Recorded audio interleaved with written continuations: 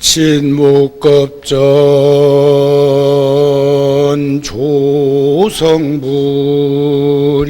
조성불이었건만 유도중생 현세간 하셨네.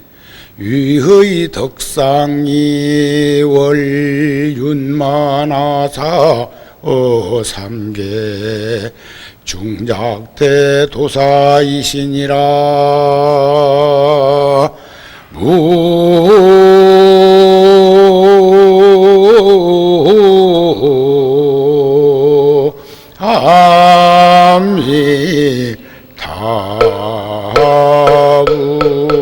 아미타불. 제가 출가한 지는 55년 되었습니다. 그리고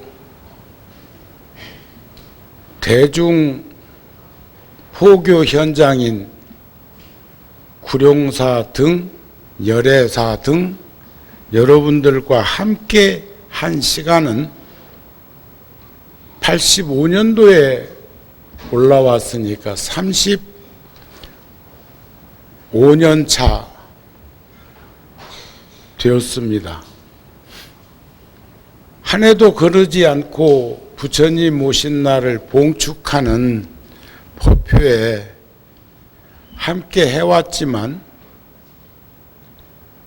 35년 동안을 되돌아보니까 그 중간에 종단에 제가 총무 부장 소임을 볼 때 집행위원장으로서 종단 4월 초파일에 2번 참석했고, 통도사 주지 소임 볼 때 4번 통도사에서 했고, 국방부 군종교구장 소임 보면서 4번을 바깥에서 부처님 오신 날 법요식에 참석을 한 걸 보면 구룡사 중심으로 그동안 지내왔는데, 불현듯 제가 열애사에서 작년 부처님 오신 날 봉축 법요식에 참석을 하고 구룡사로 옮겨갔고, 오늘 또 연이나 한 달 전 부처님 오신 날 4월 초파일을 구룡사에서 모셨기 때문에 윤 4월 초파일은 열애사 불자들과 시간을 갖는 것이 좋겠다 싶어서 열애사로 왔습니다.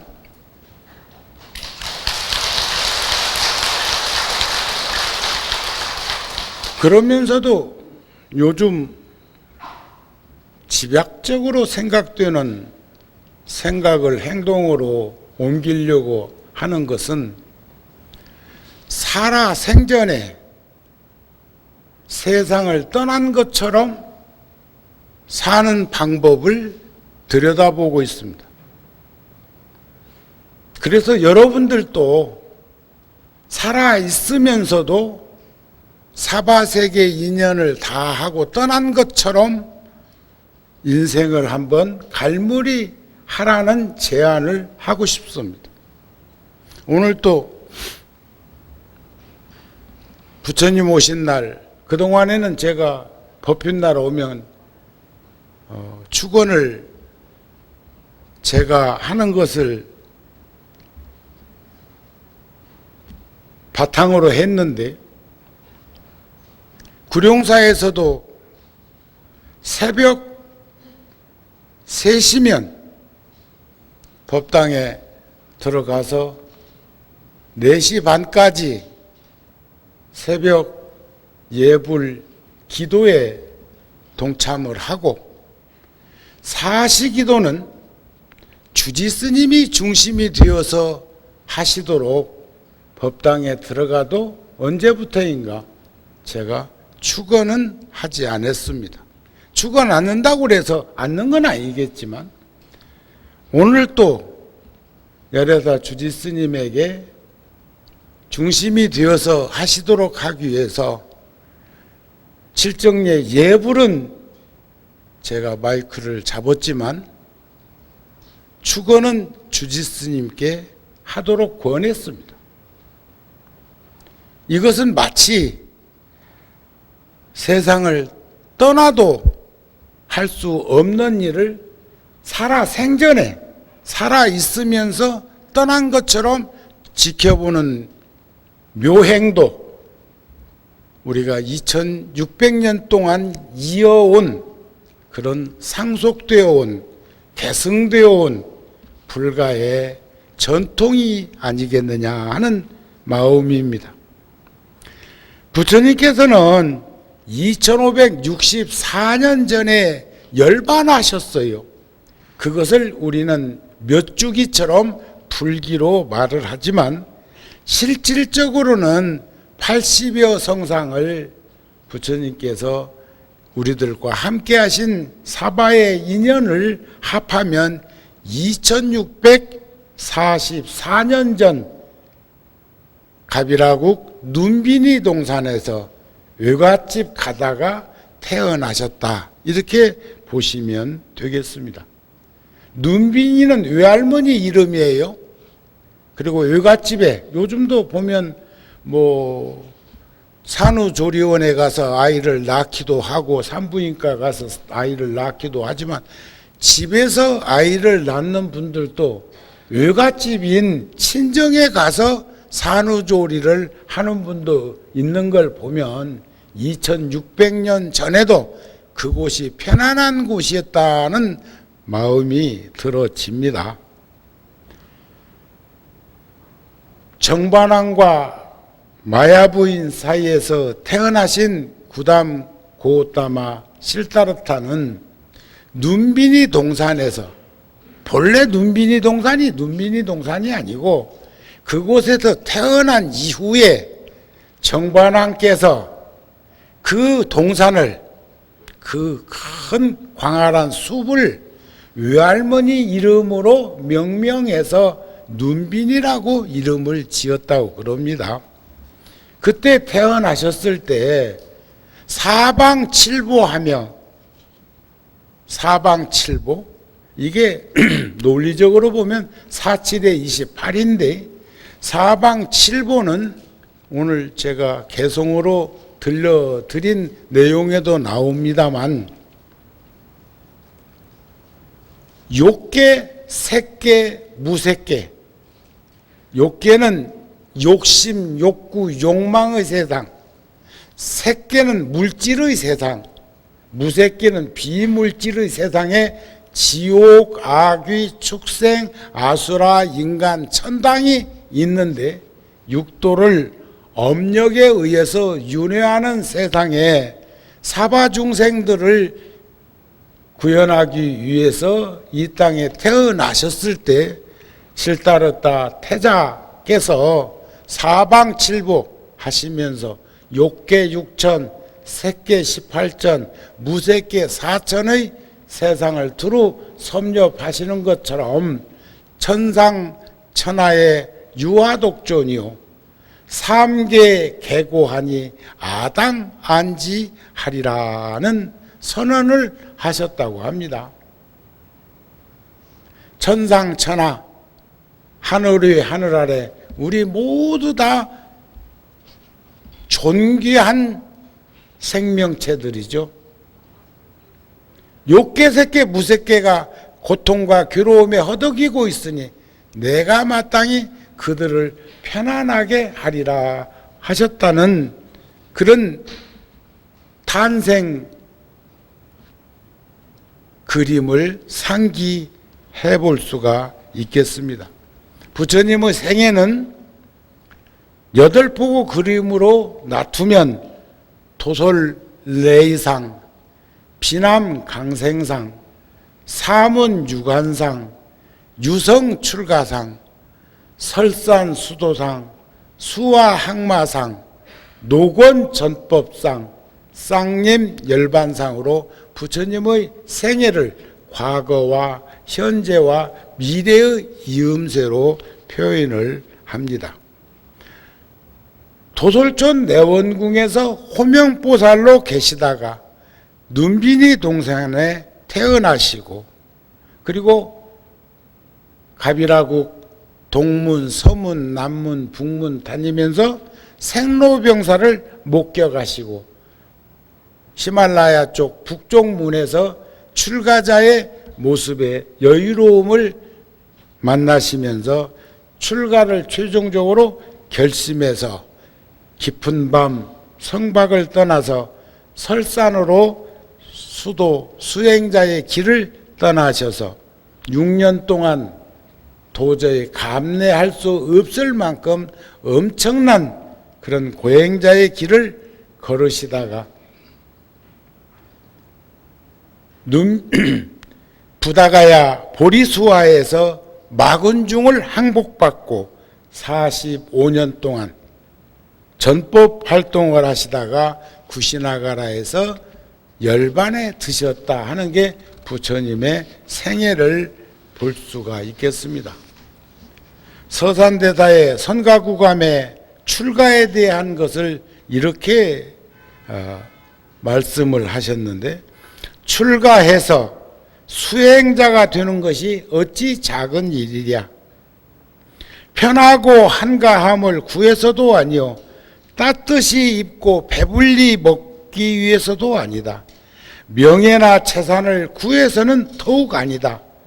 오로지 나고 죽는 생사의 괴로움에서 벗어나려는 것이며 번뇌의 속박을 끊으려는 것이다. 부처님의 지혜를 이으려는 것이며 고통받고 있는 중생들을 구제, 건지기 위해서 나는 출가했다 하는 것이 부처님으로부터 시작해서 우리 모든 출가자들이 같은 생각이 아닐까 싶습니다. 진묵겁전에 시간으로 표현할 수 없는 그 이전의 시간에 깨달음을 이루셨지만, 일찍이 깨달음을 이루셨지만 중생들을 제도하기 위해서 이 땅에 원력으로 출현하셨네. 유의 덕상이 금강경에 나오는 30 이상 80종의 덕상에 대해서 너무 치중할까 봐서 금강경에서는 야기색견나 이음성구와 시인행사도 불능견열에 부처님을 만나 뵙는데 형상이나 음성으로 부처님을 만났다고 하면은 불능견열에 불가능해 부처님을 배우는 것은 만날 수가 없다고 한 것처럼 형상이나 음성 가지고 가름해서 판단하는 일은 아닌데, 저도 요즘 목소리가 좀 탁한 기운이 많이 가신 것을 이렇게 느끼고, 특히 열심히 걷고 기도하고 하다 보니까 기침도 하지 않아요. 언제부터인가 몇 달 전부터 아주 민감했던 그런 그 일들이 소멸되어 가는 것을 보면서 탁해지고 기침하고 가래 끓고 하는 것보다는 훨씬 더 든든한 생각을 가지는데, 오늘 또 마당에서 불자들을 이렇게 더러더러 만나면서 서로 안부를 묻고 하는 중에 나보고 굉장히 얼굴이 맑고 좋아졌다고 표현하시는 분들이 많은 걸 보면, 불과 몇 달 쉼 없이 하루에 적게는 2시간 반, 많게는 한 4시간 이상씩 걷고 있는 그 모습이 나이 먹어가는 우리들에게는 매우 바람직한 몸짓이었구나 하는 생각을 다시 한번 가지게 하고, 여러분들하고 좀 더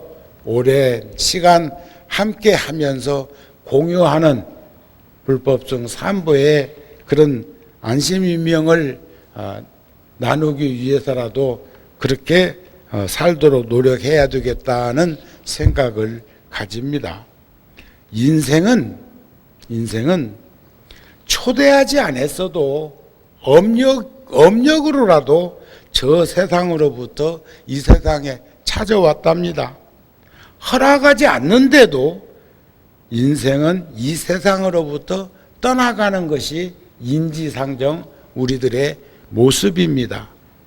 인생은 찾아온 것처럼 그렇게 떠나가야 합니다. 하지만 하루를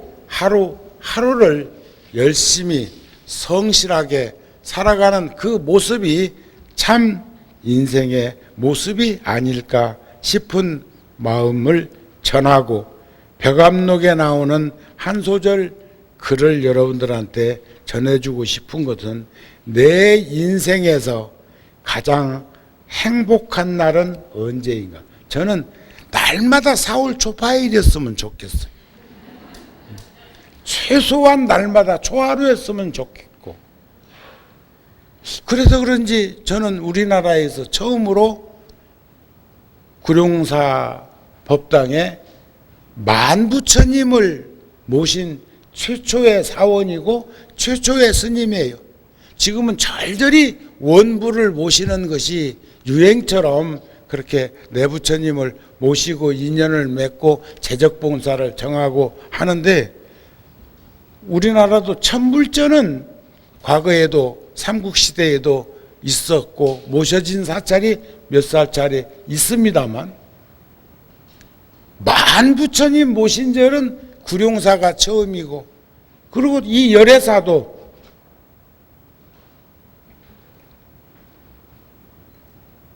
불과 20년 전에 개원했지만 이 법당에도 만부처님이 모셔져 있으니까 4월 초파일은 서가열의 부처님 생일만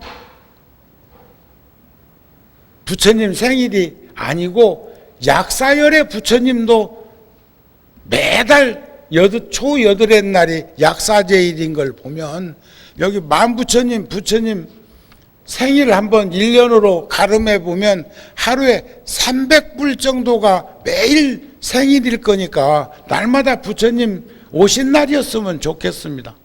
그래도 오늘 또 참 법당이 커서 그렇지 굉장히 많은 불자들이 부처님 오신 날을 봉축하고 이중과세 하는 거 아닌가 몰라. 그런데 이 별것도 아닌 코로나로 인해 가지고 세계가 지금 얼마나 소용돌이 치고 있고 고통과 괴로움에 노출돼 가지고 어려움을 겪고 있습니까? 그런데도 환경 생태학자들은 또 그렇게 얘기해요. 공장 산업 현장에 기계가 멈춰 있으니까 공기가 맑아졌다네.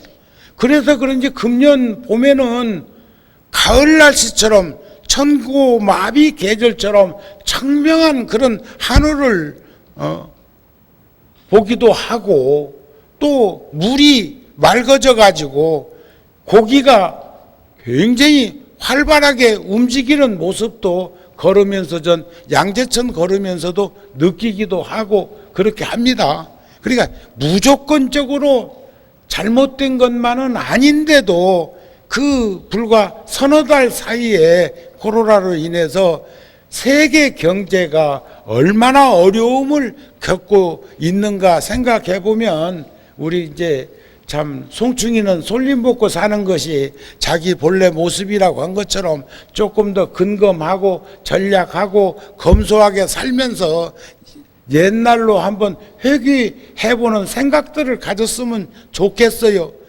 지금 우리는 너무 풍요가 넘쳐서 물질의 풍요에 노출돼 가지고 뭘 잘 모르는데, 우리 가난한 시절에는 오늘 제주도에 살고 있는 스님이 부처님 오신 날 봉축 문자를 보냈는데, 나는 보리는 청보리만 생각했거든. 푸른 기운만 생각했는데 그 스님이 사진 한 카트를 보냈는데 황금 들녘이 벼농사 지은 황금보다 더 황금색으로 찬연한 제주도의 그 들판을, 제주도 들판이라는 게 뭐 얼마나 크겠어. 하지만은 돌담을 끼워가지고 사진 한 카트를 보냈는데 와, 다 보리밭도 황금이 돼요. 나는 처음 느꼈어. 그동안에는 보리밭 하면 청보리만 생각했는데, 그래, 그 어린 시절에 50년 60년 전 떠올려 보니까 가을에 봄에 보리고개 때 보리 빌 때의 그 모습을 보면 황금 들녘이었구나 하는 생각이 들고, 우리나라는 벼농사보다는 보리농사, 밀농사, 옥수수농사, 감자농사가 토양에 맞는데 아열대 지방의 농산물인 벼농사 하느라고 우리 조상들이 쌀밑자를 88번을 손질해 갖고 쌀 한 톨 입에 들어오게 했다고 하는 것들을 생각해 보면 참 그때 그 시절 떠올려 보면 부지런한 집 가을에 벼농사 지어서 찐쌀, 올기쌀도 추억 속에 담겨져 있지만 어느 집인가 햇쌀밥을 꺼뿌리밥만 먹다가 쌀밥 한번 동네에서 어느 집인가 하고, 그 다음에 가을 김장 배추밭에 잔뜩 뿌려놓고 솎아다가 그것을 겉절이 해서 먹던 그 시절에 어느 집인가에서 겉절이를 해놓고 어느 집에선가 쌀밥을 해놓고 나면 온 동네가 쌀밥 냄새로 가득했었는데, 지금은 얼마나 집집마다 맛있는 걸 해놓고 먹는지 냄새가 번복돼 갖고 아무 냄새도 못 맡고 못 느끼고 그렇게 사는 세상에 살고 있다는 것들을 생각해 보면 내 인생에서 가장 행복한 날은 언제인가를 벼감록에서 상기한 것처럼 떠올려 보자. 바로 오늘이다. 내 삶에서 절정의 날은 언제인가? 바로 오늘이다. 내 생애에서 가장 귀중한 날은 언제인가? 바로 오늘, 지금 여기이다. 동의하십니까? 동의하십니까? 어제는 지나간 오늘이요, 내일은 다가오는 오늘이다. 그러므로 오늘 하루하루를 이 삶의 전부로 느끼며 간직하며 살아갔으면 한다는 게 벼감록에 나오는 가르침이기도 합니다. 우리 불자들은 부처님 오신 날 요 무렵에 그나마 1년 중에서도 가장 불교와 인연을 맺을 수 있는 그런 계기가 부처님 오신 날인데, 금년에는 윤달이 4월 달에 들어있기도 하고, 윤달이 코로나 덕분에 부처님 오신 날 봉축을 연거푸 2달 이상으로 연장을 해가지고 할 수밖에 없는 현실을 우리들은 깊이 한번 인식해 볼 수 있었으면 합니다.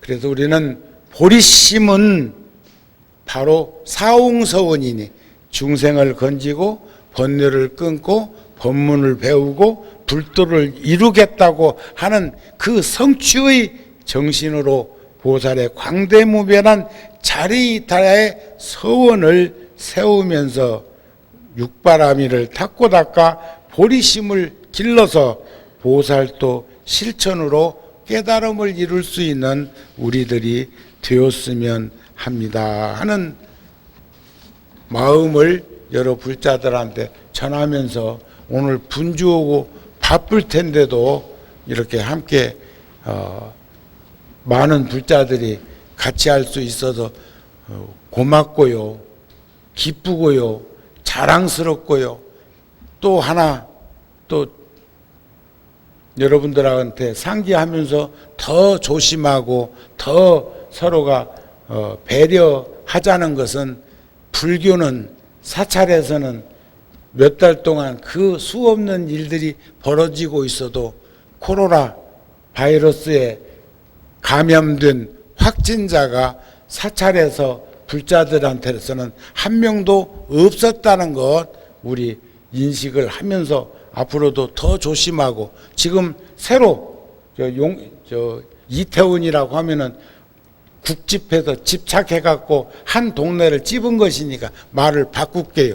용산 쪽에서, 용산은 바운더리가 크니까 용산 쪽에서 젊은이들이, 성소수자들이 중심이 되었는데, 그렇게 많은 이들이 그렇게 저녁에 그 4월 말 5월 초 징검다리 연휴 때 그렇게 수천 명이 그렇게 모이는 그런 곳들이 있었던 모양인데, 그 중에 인입된, 그러니까 우리는 중국에서 전염된 바이러스로 고생을 했고 11,000명, 12,000명 그 상태에서 그래도 숫자 아픈 사람 빼놓고 70, 80대 어른들 70% 이상이 이미 면역 체계가 무너졌던 어른들이 생을 마감하는 그런 안타까움도 있었지만, 그래도 90% 넘는